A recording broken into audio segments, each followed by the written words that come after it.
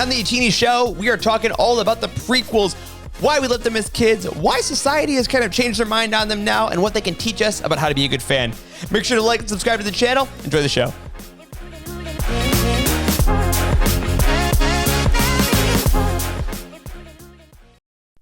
Hello, everyone. Welcome back to the Youtini Show, episode 2? 1? Was last one 0?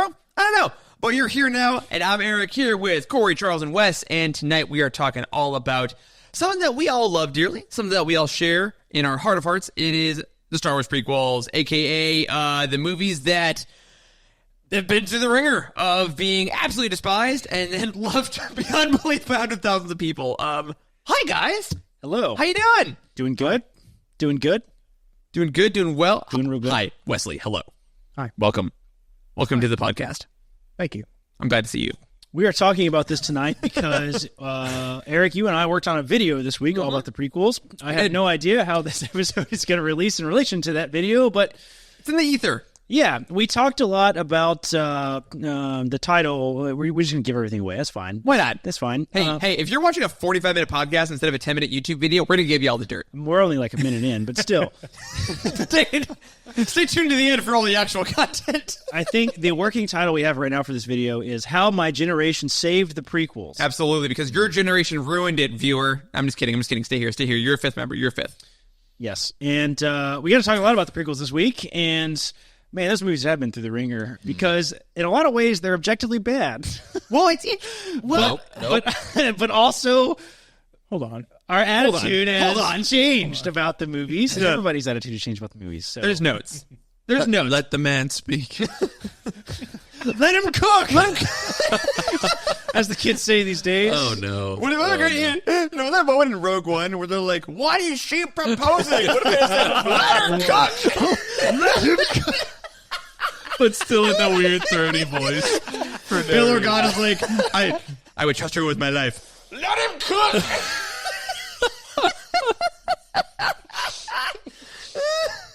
Actually, that's from like the Lars family. Let him cook. Anyway, They also say it's like everybody uses giving now. It's giving. Yes, it's giving. It's giving. Yeah, the prequels are giving redemption. It's giving hope.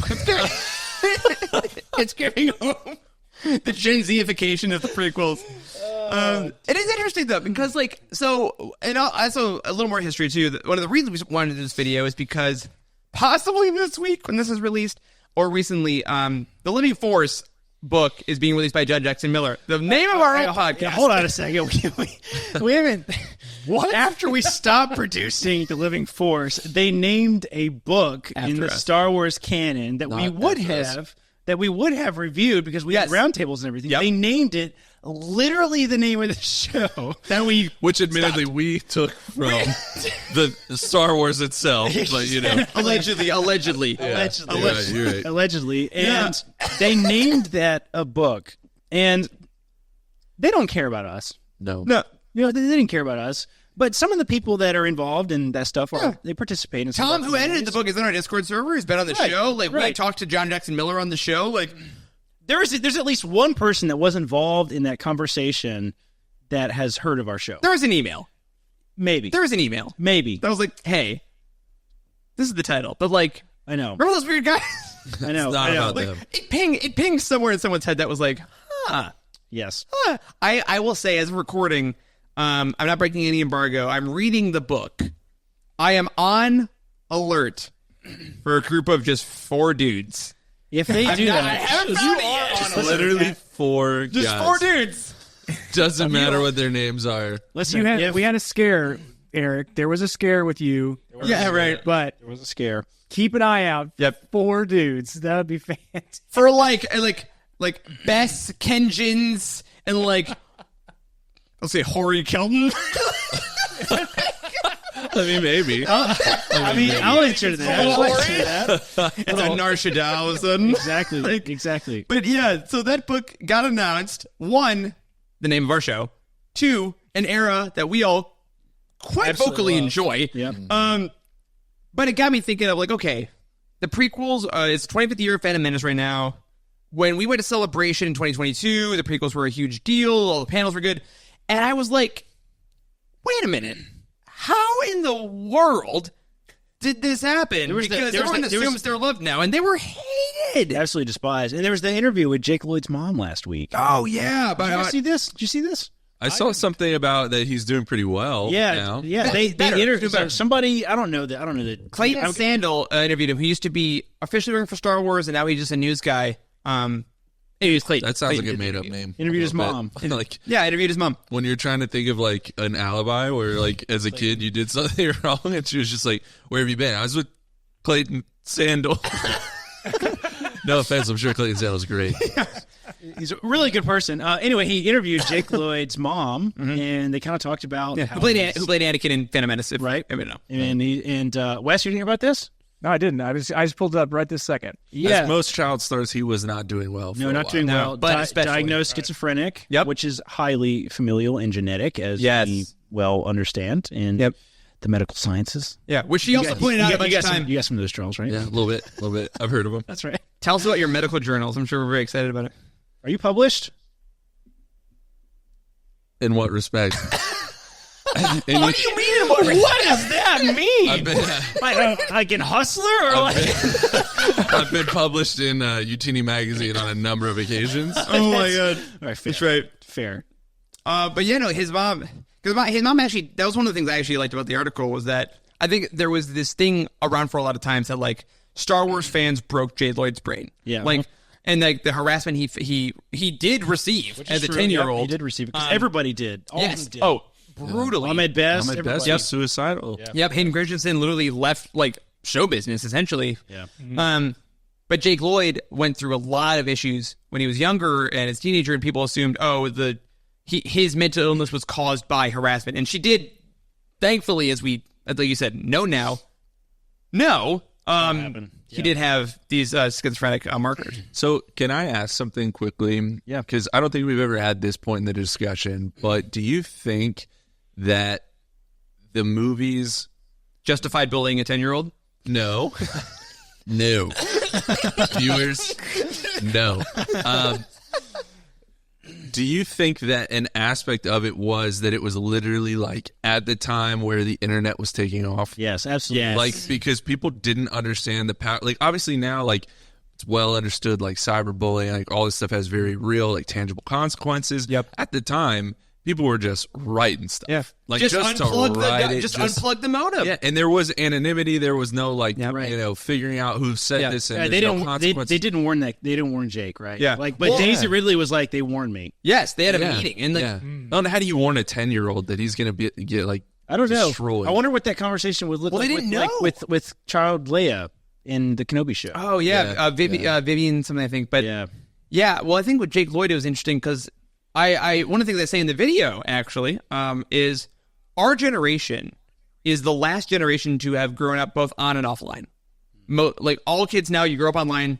To be clear, you don't have a chance. We're all millennials, but we're not talking about this in the context of age, truly. No, I know. But when we title the video, My Generation Saved the Prequels, we're not taking any ownership about that. It's really like just a ploy on we grew up and the prequels improved. Yes. That's what it's really about. Yeah. It doesn't matter how old you are. Yeah, but I think the interesting thing about like that era when they came out, though, is that everyone, whether you were a kid seeing them or adult seeing them, was still getting used to the internet, like you're saying, Charles. Like, whether or not you knew it would affect someone, no one ever thought, I think, that Jake Lloyd would see the messages you wrote, or that Hayden Christensen would see these message boards, and they're like, oh, I'm just saying this thing, and there's not a human that's going to actually be affected by this. And nowadays, we know, like, I mean, people like Kim will make bits out of it with celebrities read mean tweets and stuff, but you know that what you say online, these human beings will probably see. Yeah. And there's the other thing, too, that we talked about in last week's episode about how, like, surrounding yourself with positivity is something that can help you enjoy the experience of being part of a fandom. And the opposite also applies, too, right? You get into the wrong areas, and it can really bring you down, destroy your experience. And it used to be, like, you would go see a movie, and you just sat with your feelings on that movie until you got to school on Monday and, like, talked to your friends who also saw it, like, at the lunch table. And now it's like as soon as you see something, before you see it, you're reading, like, what's the Rotten Tomatoes score? What's this? What's that? And there's so many, like, just gotta log in on Letterboxd. Yeah, you, like, just can't go in and have an experience. It's true. It's strange. I don't like that. Yeah, they're trying to sway your reaction one way or the other. Yeah. You're not allowed to have your own opinion about the movie, right? I'm like afraid unless you completely, cut off social media, which we like to do before we go see a movie before it premieres. So, right. And it's sad. That's the days of AOL, America Online, AOL Instant Messenger, 1999. That's where the disc. I remember the disc. The millions of discs. Yes, the millions of discs. Sorry, everyone. 250 free hours. They mailed discs. What? There's so many of those discs in the mail. What was your guys' AIM name? Mine was Mr. Dorky Dude. I had highly conservative parents didn't allow that. I had one, but That's a very long name. I had one, but I don't remember what it was. Wow, Wes, did you have a name? I think mine was like Prodigy something. Prodigy? Wow, That was like my username in pretty low self-esteem. Huh? That's like a Twitch streamer name nowadays. Yeah, dude, like, that's a gamer tag, bro. Yeah, that's what I used in StarCraft when I played StarCraft. Yeah. Wow. Yeah, no, StarCraft. That's a fandom we could get into. I didn't think you were into StarCraft. Okay. How serious of a StarCraft player were you? I was big time into StarCraft. You could say they called him the Prodigy. Are you talking StarCraft 2? No, sir. The original. Oh, gee. The original. Yes. Wow. I bought the original when it came out. So, like, in big box form, you opened it up, had the Velcro on it. Yeah. The Velcro. I remember that's my interesting. parents. I love those. My parents bought me the expansion set, StarCraft Brood Wars, and I didn't even have the original game. And I was like, I can't play it. I can't play this damn thing because I don't have the original game. That's what it used to be. Damn it, Mom! I can't play this damn game. What the hell is wrong? Thanks for this gift, you idiot. Is that how it works? I did not know that you were into StarCraft. That is like, that's like one of the. Mm-hmm. Yeah, there you go. I like that. I have a friend that works for Blizzard right now. I went through a brief StarCraft phase, but it was a little before my time. I'm not gonna lie. Can I tell you guys a little story about AIM real quick? Yes, please. So when I was in elementary school, when Wes was getting his master's, there was a girl that I liked. The West being old jokes are relatively new, I have to say. And I'm loving them. I'm digging them. I used to just praise Wes, now I've completely 180 to me. Tearing him down. Oh, Wes, you'll appreciate it. This is my heel turn, where I am now just completely calling you old. It makes me like you too much. That's the problem. I'll be laughing. You should have kept it a little more neutral and professional. I'll be laughing my full head of hair off whenever y'all's falls out. So no, it's so true. 30-year-olds. It's so, everyone, if you haven't met Wes in person, it's thick too. Like, it's a glorious head of hair you got. Yeah, good hair, Wes. Good hair. I know. So I was in elementary school with normal hair. And there's this girl I liked, and I wanted to get her, like, MSN AIM name. Mm-hmm. So what I did is I pretended to get everyone in the classes. I had a Palm Pilot at the time. Jesus, rich kid. No. Yeah, you did. Oh. I mean, yeah. Palm Pilot? Oh, yeah. Jesus. It was my dad's hand-me-down. And I was like, hey, guys, I have this cool thing. So we didn't have cell phones. Yeah, so, like, put your name and your MSN number. So I got, like, 30 kids I did not care at all about just to get this one girl's MSN name. Wow. And that's a long game. I respect that. Yeah, it didn't work, but it was a fun experiment. She didn't give you her No, name? She did, but she never responded. Oh, well, I was like, cool, I'll get on AIM. Shot. Yep. Anyway, that was... So internet story, because you guys know Wait, she still hasn't responded? Did you check? Shit. Oh my God, Wes, you're right. Have you considered double messaging? Like, maybe try again right now. Let's see what happens. Going to AIM. Hey, just following up. Just following up. Just checking it 20 years later. I realized you might have seen my first message. Ha ha. I know I said I would BRB, but now I am B. Wow, that hurts. But I mean, but also, like, this was, though, the culture of when the prequels came out, though, was this getting AIM in dial-up internet. At least with Phantom Menace. Phantom Menace, yeah. Menace. I mean, I don't even think we had real internet even by the time Revenge of the Sith had come out. I mean, because I grew up in the boonies, Appalachia, and we didn't even get, like, DSL internet until, like, I was, like, 7th or 8th grade. Oh, my God. And it was crazy. We just didn't have internet. Yeah. I mean, that's crazy to think about now. Yeah, it didn't exist. It wasn't you can buy it. Yes. It wasn't It didn't exist. There was no lines in the ground to bring internet to my town. Because it was too small and in the woods. You had the Encyclopedia Britannica and Old Hustler magazine. Like that was all you could do. You also had the angry mob though in your town that was like had fire and pitchforks, and they were like, "Don't bring that magic into this town." Exactly. There's a crazy old man with a straw hat, and he's like missing all his teeth. Witch! There's a witch! Exactly. See, here's a question I have for you guys. When the prequels first came out, because I think it's interesting. Well, I want to talk about the Phantom Menace. Phantom Menace. Yeah, let's go Phantom Menace, because I do forget there were 3 years between each movie, which is also wild because there wasn't like shows between them. It was a movie, 3 years, a movie. That's a lot of time. 3 years Discourse. So let's go Phantom Menace. Did you know? I'll add Attack of the Clones in here as well, because I guess we're a little younger. Did you know people didn't like these movies when they were coming out? No. 'Cause I think I had zero idea that people didn't obviously think they were better than I actually had a sense because I remember seeing Attack of the Clones with some older cousins of mine. How much older? They were teenagers, like 16, 17, 18, Okay. probably age. And like, you know, I'm an impressionable kid and they're like cool, right? Because they're older. And I remember being so They jacked. like jazz cigarettes. And stuff. Yes, exactly. Yeah. They played pool at the pool hall, you know, that type of thing. Wow. Yeah. Is that a thing? Can you still do that? Is there a pool Oh, hall? for sure. Les, No. you would know. There are pool halls down the street from me for sure. Yeah, No, I'm pretty sure you're lying. Pool does not exist. that's right. That's right. Slick Willie's family pool hall.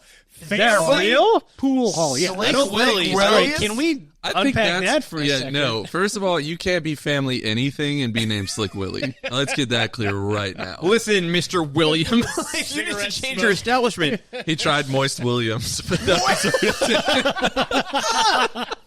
I had to sit next to you for the rest of the show, and you said Moist Williams. Oh, God. Anyway, Phantom Menace. Phantom Menace. I saw it. No, not Phantom Menace. show Attack about of the prequels? I don't know. You're the menace on this show, Mr. Moist Williams. Slick Willies. Moist Williams would definitely be a Jedi Council member. Slick Willies? Anyway, Who would be named that in Star Wars? Slick Willies? Slick Willie. Yariel Poof. Maybe. No, The Kamino. That's sure. Like, what a dumb name. Like, Yariel Poof, though, very normal. The Kaminoans. The Kaminoans. Can you imagine if Obi-Wan was just like, all right, Slick Willie. Well, that's Blood tension. why I'm here. Yes. To bet on Bill Pool. So anyway, so you went with the impressionable, cool, jazzy cousins of yours. Yes, I went with older cousins of mine, and I loved the movie. I thought it was incredible. I wanted to see it, I'll see it again multiple times. Yeah. And I remember walking out of the theater, and they were just like giggling, and it was like I could tell like they didn't like it, and this sucks, and that was really dumb, and that kind of stuck with me actually. And for a long time, I was just like, I loved it still, but I felt like I had to keep a secret. Yes, okay, that's exactly it. Is that I also and this was as I got older because I didn't have older cousins, well, period. But also anyone that I saw that didn't think it was awesome. Like it was all kids in the playground that were like playing Pod Racer, the video game, and Yeah, sure. And we thought Yoda flipping was awesome. Like, not a question.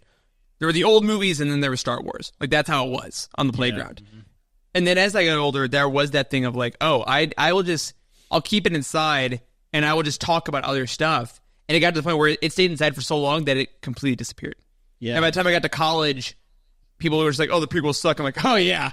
Yeah. Even though I never consciously decided to believe that.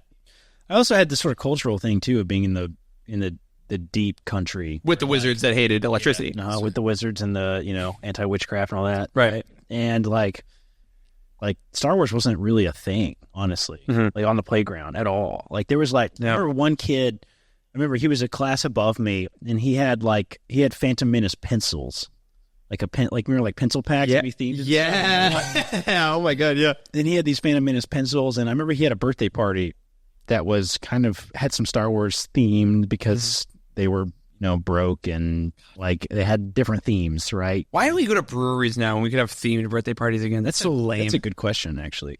I would have a Star Wars theme kids party. I'm gonna do it. Do that. 100%. I'm gonna do it. Anyway, this kid had like the pencil pack, and I was like, "Oh, he's a Star Wars fan. He likes it." And I remember asking him about it, but he was like all shy and weird about it. Like, so I didn't think it was acceptable. Did he pick his Star nose? Wars literally all the way until college. Did he pick his nose? Probably.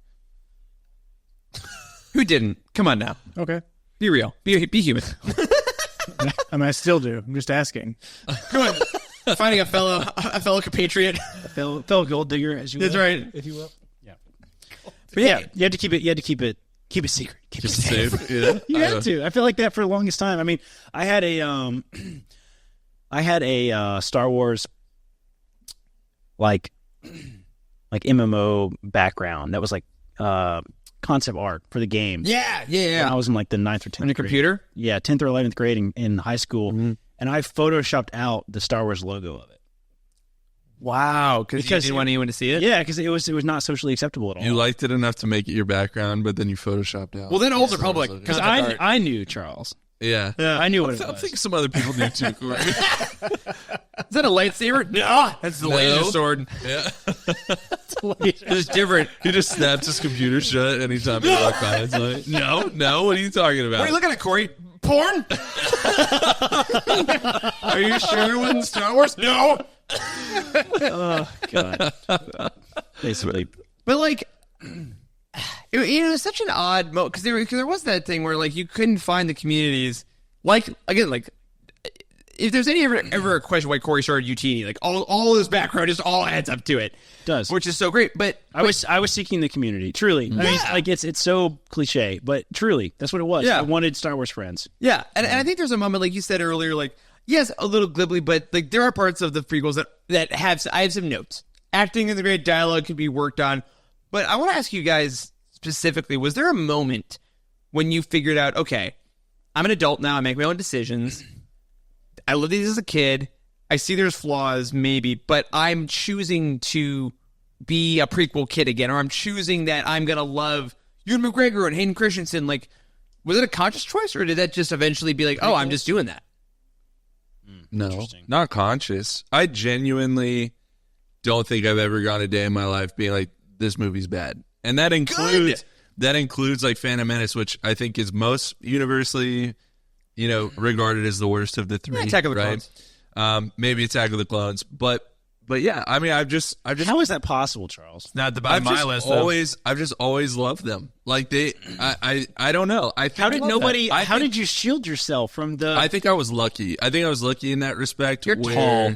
That's right. People listen to me. They just assume I know what I'm talking about because I'm tall. You want to tell Charles he doesn't like something? This guy's 7'8", and you're gonna be like, I don't like Jar Jar. Like, no. I think I. He's not 7'8". I think I did repress, like, bringing it up to a degree, like, because, middle school kids are, like, ruthless, right? But the worst. I do think I was pretty lucky in terms of always having, like, someone around who, like, enjoyed it as much as me or what that might be. And so I never really felt, like, bullied. I've had, like, until now. Charles. I know.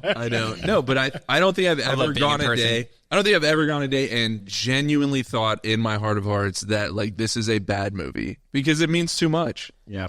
And Wes, what about you? You have a similar upbringing in some ways that I did, I feel like. And yes. So I am along the lines of you, Corey, and Charles. So whenever whenever I watched The Phantom Menace for the first time, that was the first time that I've seen a Star Wars movie after a shift at the coal mines. Yes. Completely all the way through. So I've seen bits and pieces of Empire Strikes Back, a little bit of Return of the Jedi. I don't think I had seen A New Hope, like, at all.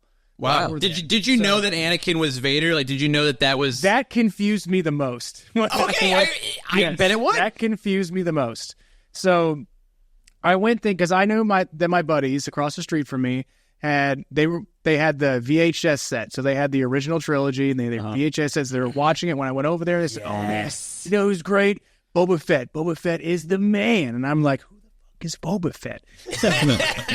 He sounds confusing. But I bought movie tickets with them and I went and saw it, and I was just very, very confused.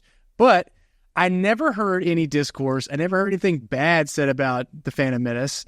And like, when I really got into Star Wars was college for me. Back, 80, 90 years ago. That's right. Yeah. But that the episode 3 was really that's when I skipped class. I saw the first showing that they were going to show like a Wednesday, or it's like Tuesday or Wednesday or something. Yeah. Nice. They came out on weird days. I learned in my research. To go back, to go back and see Revenge of the Sith again for the first time. But I've never heard anything about the prequels being bad or good, because none of my friend circle ever watched Star Wars. Nobody talked about Star Wars. It's only when The Mandalorian came out and people like kind of got an inkling of how I had a Star Wars podcast, and people would poke fun of me. Like, when I say people, it's my friend circle I play softball with. They always mess with me or whatever. But then it's your literal girlfriend. You can say it. It's a safe space. Well, that too.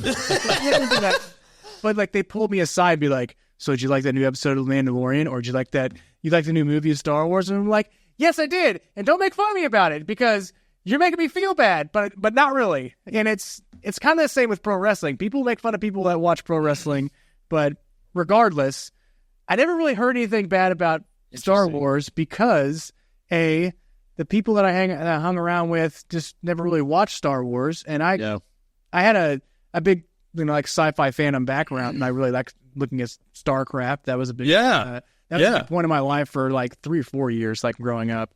But I never heard anything about it. A, like I said, because friend group that ever watched it, and B, because there just wasn't any. I didn't hear anything about it, because after the Phantom Menace, I mean, there was high school, and when I went to go see Attack of the Clones, that again, I didn't hear anything about it either, because nobody really watched it but me. I guess I had the wrong friends, pretty much, which are telling. Yeah, but like throughout high school, you didn't have the community. So how did? Yeah. I think that is a common experience for a lot of people. And how the hell did society just flip on this? Well, it has happened.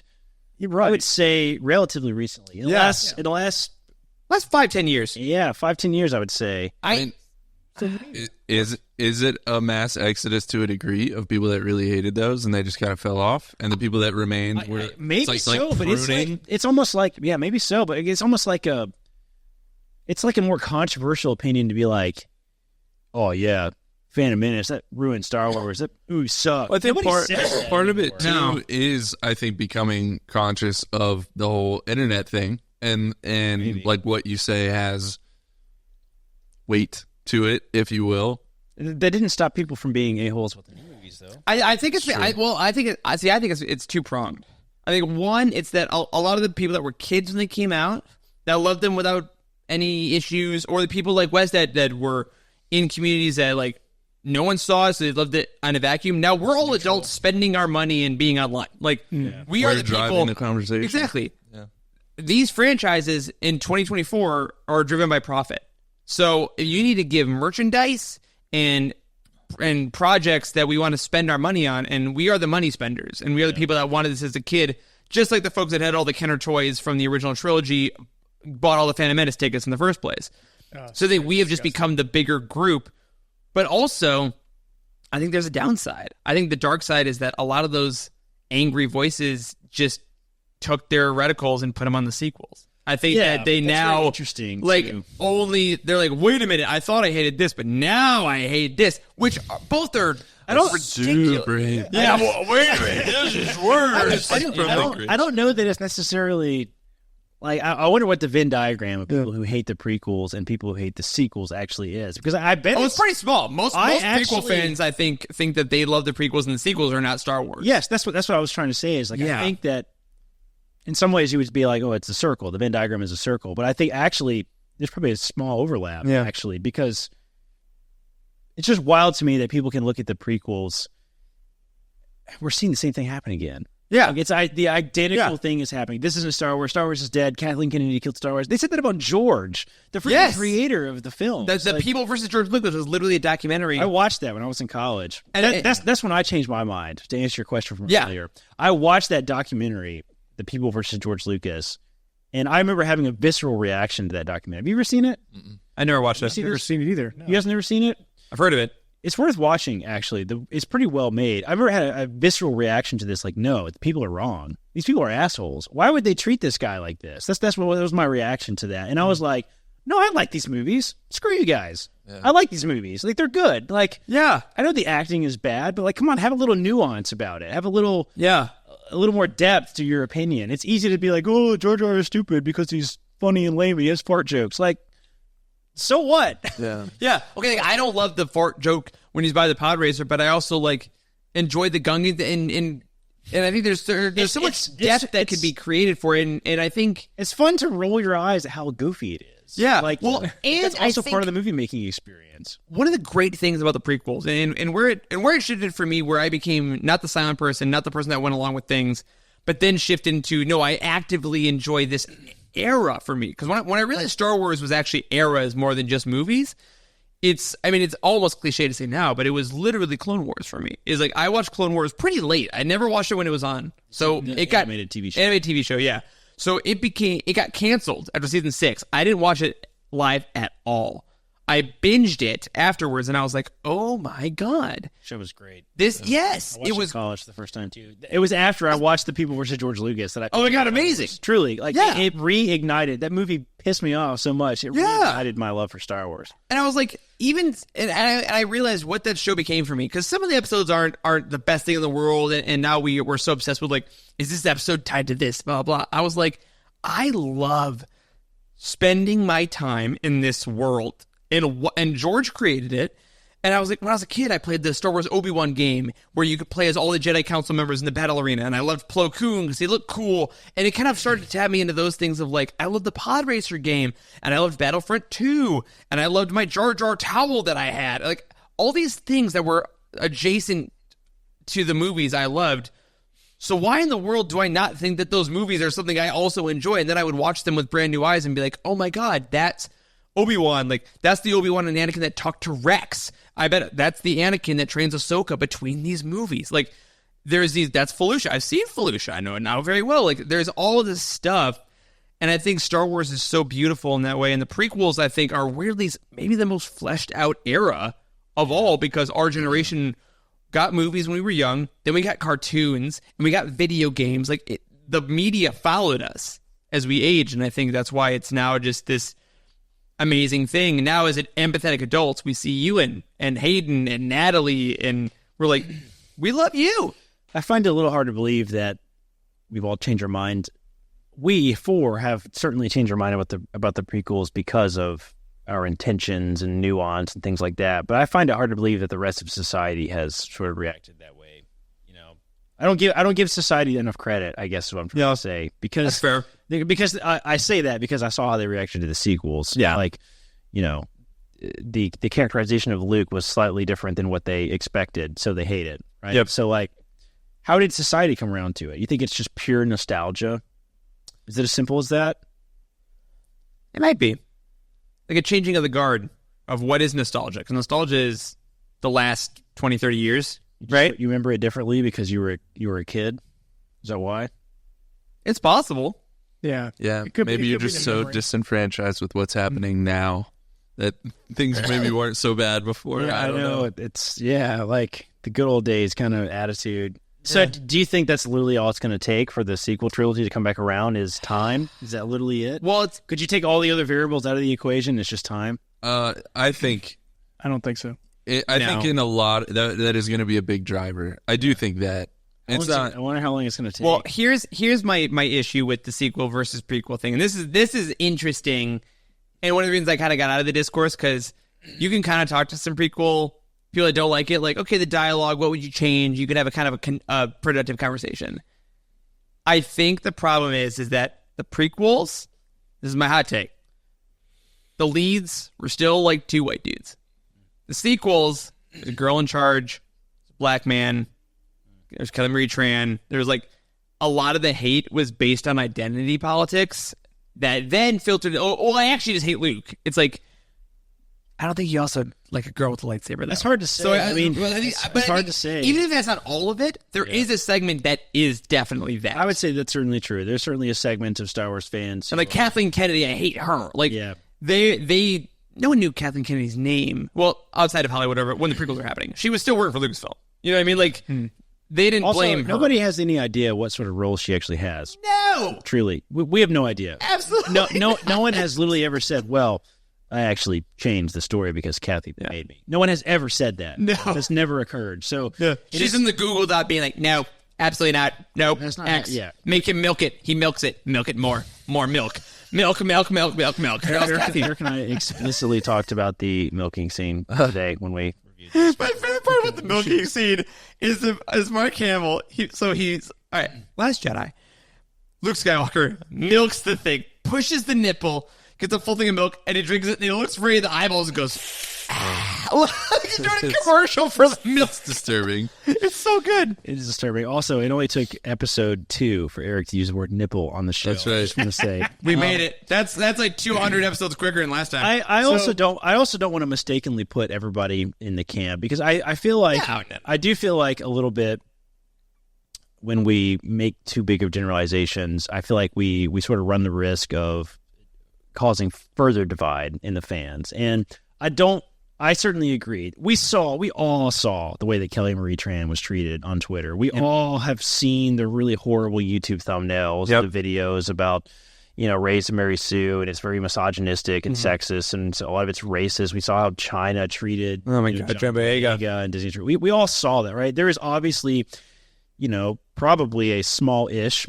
minority compared to the vocal minority. Yes, there probably is a vocal minority of really awful, misogynistic, racist, horrible people. But I don't want to put everybody in that camp. True. If you dislike the sequels, it doesn't mean that you're a racist or misogynist. Also, okay.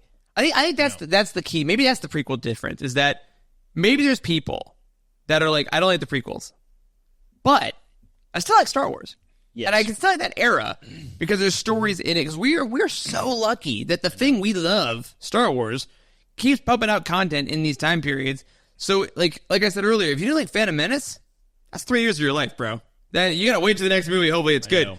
If you don't like Rise of Skywalker, cool. Wait a month and Mando comes out. You know, that's what I'm trying to say. Is I think is like if you are somehow listening to this, you've landed on this show, and you would consider yourself maybe not even use strong language as a sequel hater. Maybe you're just a sequel dislike. They're at the bottom of your rankings. Right, the bottom of your rankings. Sure. I think I would challenge you to let that be the only opinion that you have about it. And instead say, I'm a huge Star Wars fan.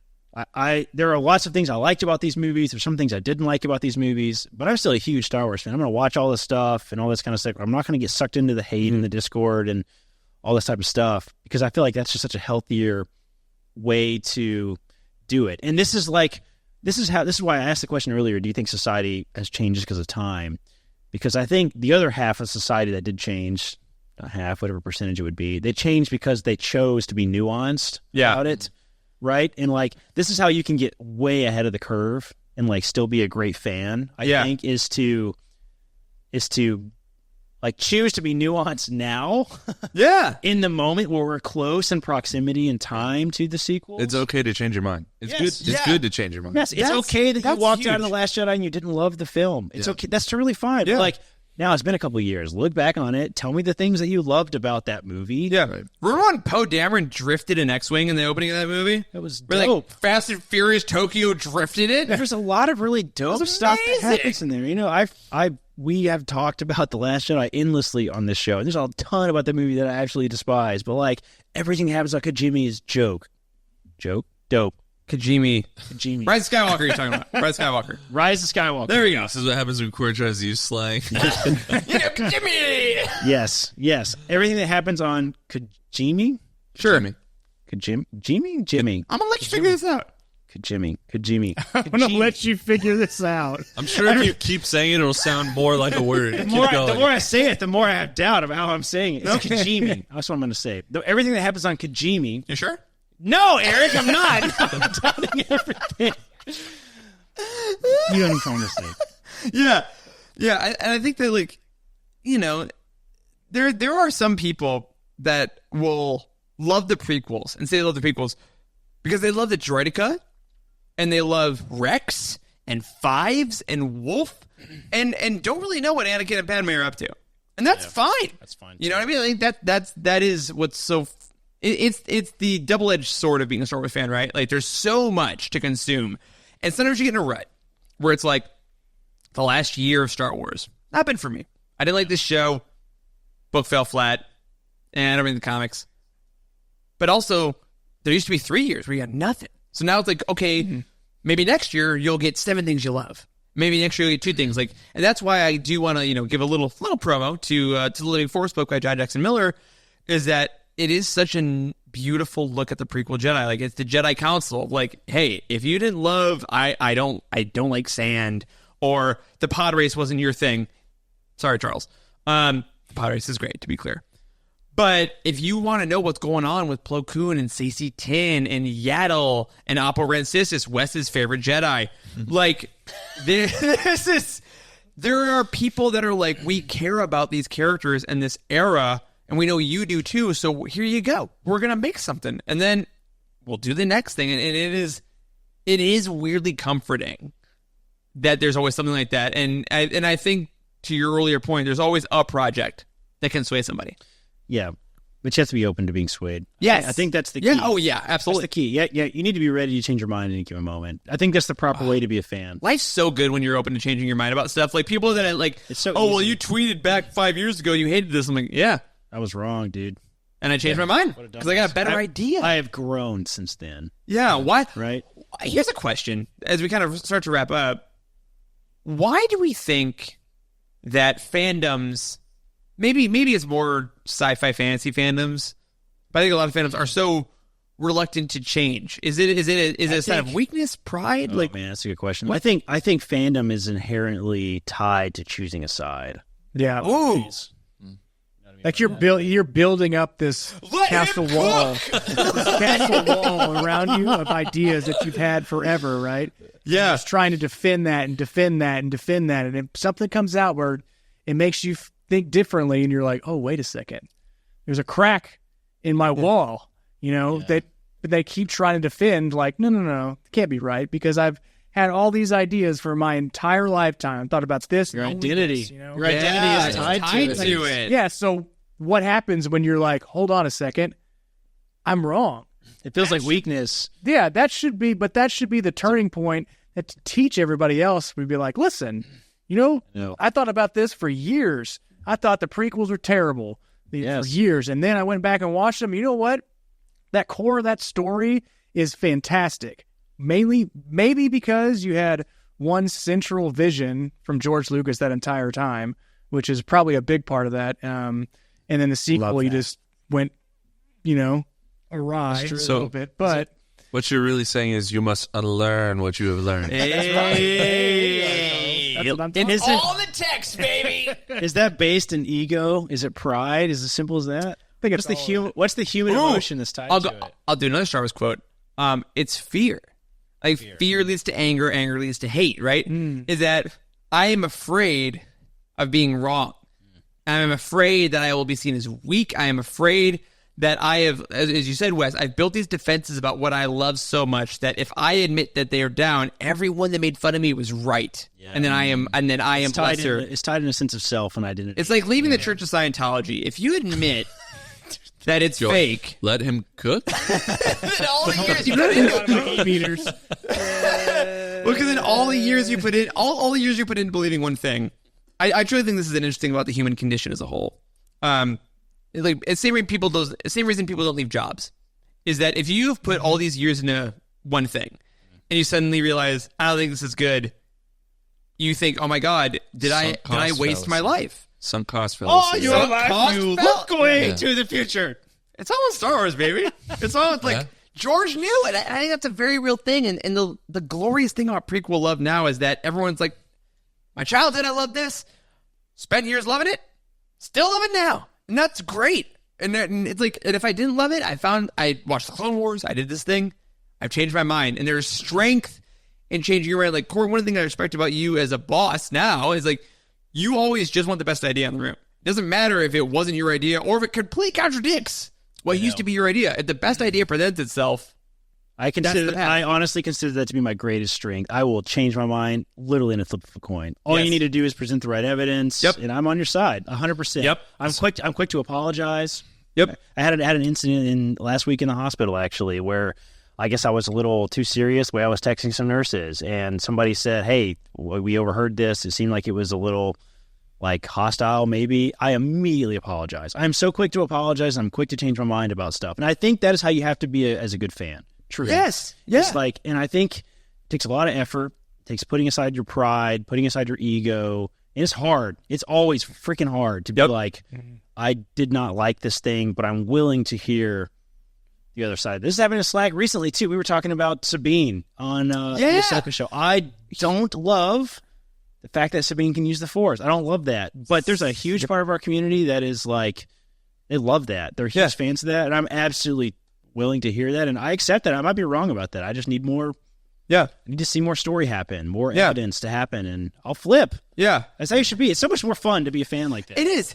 And I think the last thing you need in that equation, though, is that you need to accept that you're in it for the long haul.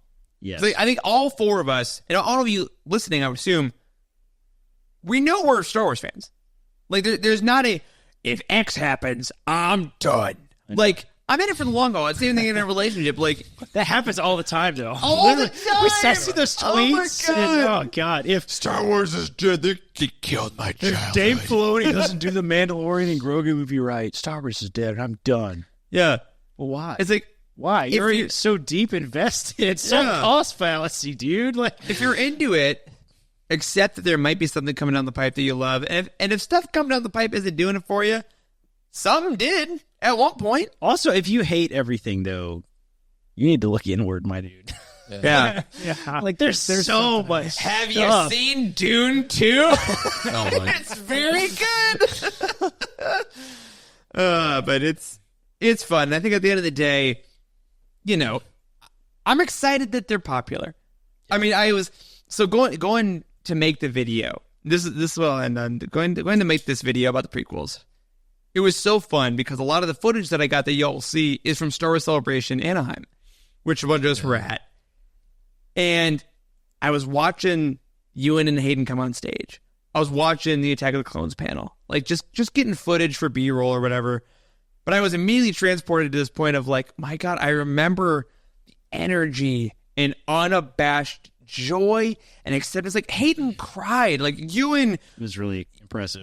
Came out repeated times being like, he's never been, and now he's at conventions all the time. Like, these real people are affected by the love they receive, and it's just an amazing thing.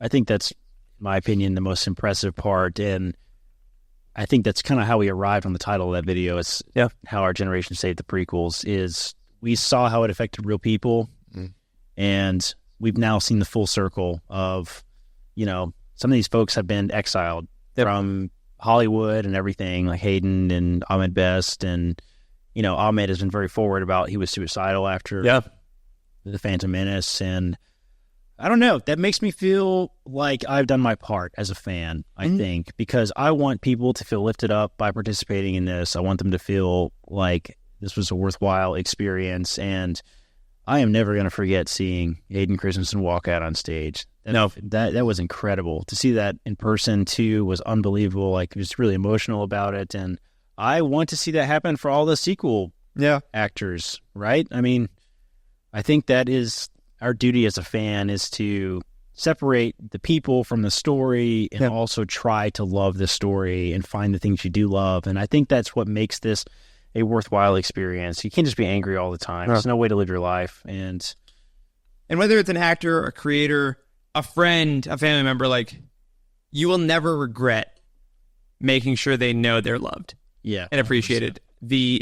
The little effort you give, rather. Life is just too short for that, man. Like, it's so short. I mean, I think about that a lot in the hospital with patients. Like, it's just so short. Like, you know, don't let something goofy like this fictional universe that we love to be something that, you know, puts a more negative than a more positive energy into the world. Like, you know, I think that needs to be part of your fandom experience when you love something. It's not just liking Star Wars or liking the Force and all this stuff. It's like, you have a duty as a human being to be a good person, and I think that is what it means, you know, to be a fan. And we did this with the prequels. I hope that we live long enough to see this happen with the sequels also. I think it will. I think we will. Yeah. I think we will. I think it's going in a beautiful direction, and I'll tell you what, to you guys and to everyone watching here, if you're here we're not going to waste this moment to tell you that we love you and we appreciate you. And we hope that you feel this positivity and this love coming your way now instead of 20 years from now, instead of 25 years from now. Whenever you're watching us and you're hanging out with us at Youtini, feel loved, feel accepted, because that's why you're here. That's how I feel about the prequels. That's how I feel about you. And next week, that's how I feel about something else. But for right now, thanks for hanging out. Thanks for letting us chat with some of our best friends. We'll see you next week. May the Force be with you.